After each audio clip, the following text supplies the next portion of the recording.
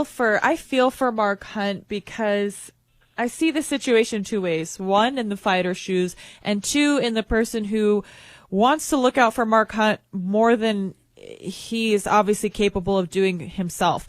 I think that Mark Hunt deserves to be more a part of his children's life and hopefully his grandchildren's, and not be quote unquote punchy, which is a road that he's headed down if he continues to take this kind of punishment. And he's a heavyweight. He's getting hit by other heavyweights. Like, the amount of damage that man has sustained to his brain is astronomical. And it's evident. He's even admitting to having these symptoms. This is early onset, symptoms that it's just going to lead, they're going to get worse. They're not going to get better, with age, like his memory loss and things like that. That's all going to get worse. And I understand some fighters want to fight it out to the bitter end. And Mark Hunt is probably a prime example of that. And he's too tough for his own good. He wants to continue to do this, but he's been contemplating retirement, as you said, for a very, very long time. And now it's to the point where someone else has got to kind of step in and say, Mark, enough is enough. And I hate to say that, because I feel like if someone were doing that for me as a fighter, it would piss me off too. I would be livid. I'd be like, no, I'm tough. I'm fine. I'm good. I've got this. I know what I'm talking about. I've been doing this sport long enough. Trust me.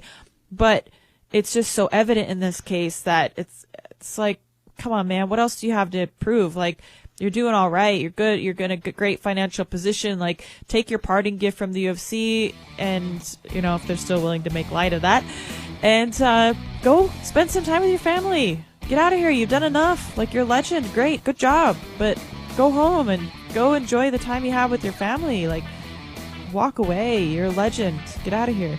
Mark Hunt. Like, it's weird. Like, where does he stand in your mind in the greater element of how he affects the sport as a whole? Because obviously he gave us great fights and great moments, but he's also embedded himself in the fabric of what keeps the wheels turning in a lot of ways.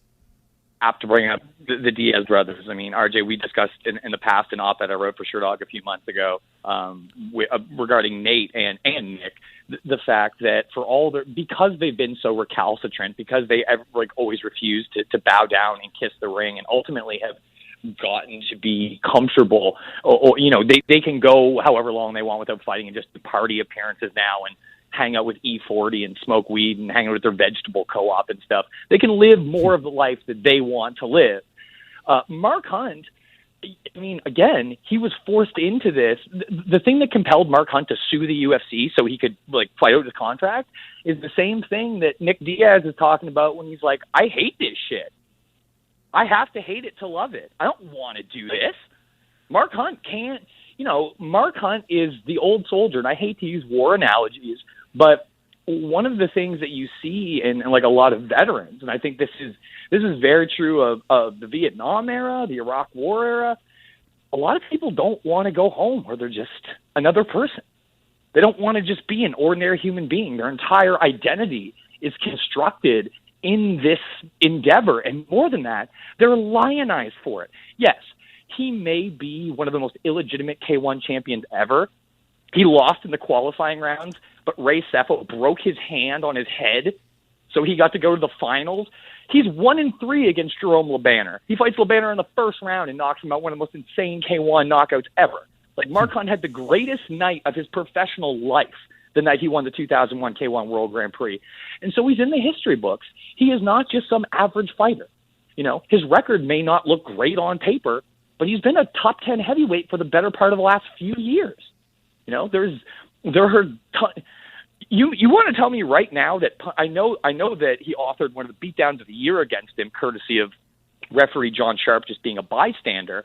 But if Stipe Miocic didn't repeatedly single and double leg Mark Hunt, mount him, and beat his face, do you think Stipe Miocic, who is one title defense away from setting the UFC heavyweight title defense record, do you think that guy wants to go punch for punch with 43-year-old admittedly brain damaged Mark Hunt? No one does, even still. So it's this crippling reminder, I think, RJ, about the Diaz's, Mark Hunt. We always assume, going back to people with bad records, people always assume, oh my God, it's so great that Randy has this adverse relationship with the UFC. And Couture really was one of the first people and it goes back to the SEG era.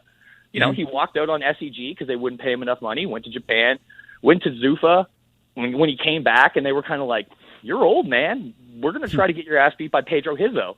And it didn't work twice. And Zuffa spent their entire tenure trying to get Randy Couture's ass kicked. And more often than not, it didn't work. So there was always, when he resigned as champion and wanted to fight Fedor, people always saw Randy as this guy because he's smart and well-traveled and thoughtful about the sport. The fact of the matter is, MMA is a horror show. This may be, bred in circuses for the modern era, and professional prize fighting may be one of the oldest endeavors out there other than prostitution in terms of things you can do for money. But this is not something where you go gently into that good night. This is something that takes an enormous physical toll on you, an enormous emotional, psychological, and personal toll on you as well. And ultimately, it's people like the Diaz's and Mark Hunt who maybe aren't in possession of all the quote-unquote facts,